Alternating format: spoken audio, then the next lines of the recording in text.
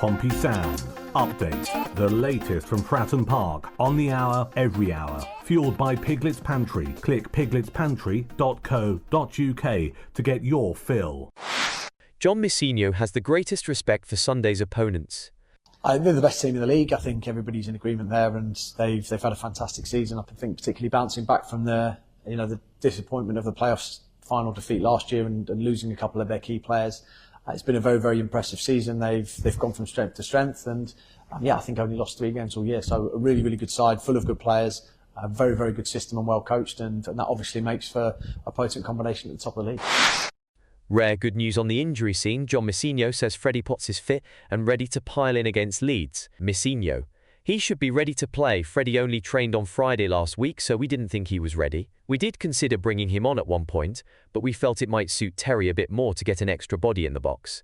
Freddie's trained all week though, and is ready to go. Whenever you lose a player like Freddie, you always feel the impact because of how good he's been. What I would say is the players who've stepped into his shoes have done fantastically well.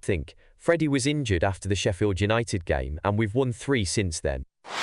John Messinho is a fan of the Marlon-Pack-Regan pool partnership. Yeah, Marlon's played plenty of football there at centre back. We've had a lot of success with Marlon back there as well, and we looked at the games that Marlon and Regan have played together. The 4 previous games Marlon and Regan played together were Preston, Swansea, Bristol City and Norwich, and we'd actually gone unbeaten in those 4. We'd won 2 of them. Regan then came out the side after Norwich, so we actually thought that would be a good centre-half partnership. As first reported yesterday by Pompey Sound, an element of unease is spreading through the Leeds United's defence.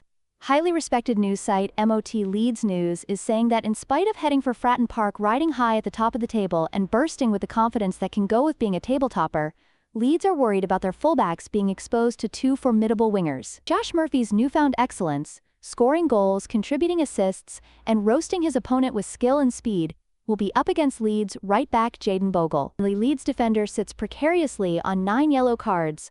A 10th within the next 2 games will land him a 2-match ban. On the other side of their back 4, at their left-back position, Junior Firpo is wondering how he will deal with Cade Gordon if the Liverpool lone player gets a game. A converted striker is widely reported to be on his way out at the end of the season and is unlikely to bring a confident game to Fratton Park on Sunday. John Messinho's preference for Marlon Pack over Riley Towler in one word: experience.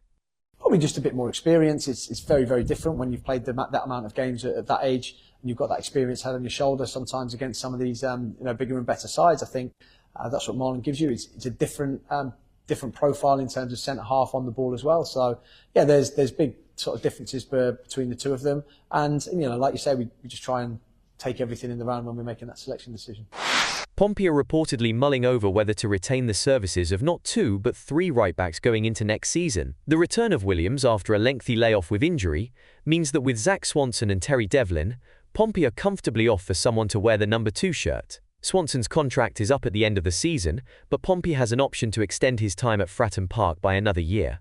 It's something of a nail-biter for him, as the factor that might determine his future could be a straightforward matter of Pompey's finishing place in the final table.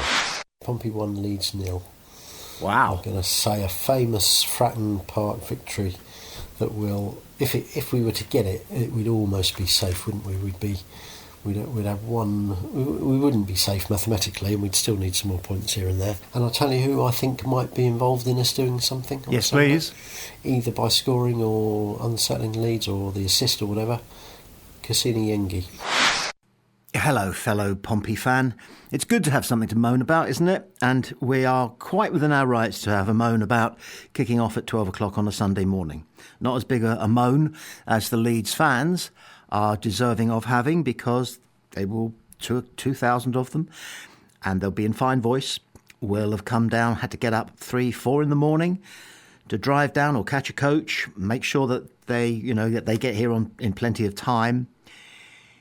And we're only doing what Premier League clubs have been doing for 20, 30 years now. They've been having Sunday lunchtime kickoffs and Monday night kickoffs and Saturday lunchtime kickoffs and right across the spectrum, and they just get on with it.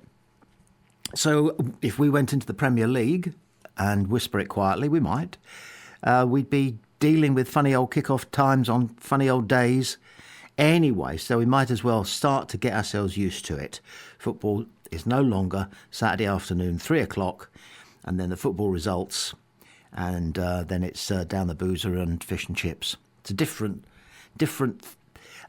shape to our weekend now, and we'll just have to like it and lump it. 3 points, of course, will always help. This is Pompey Sound.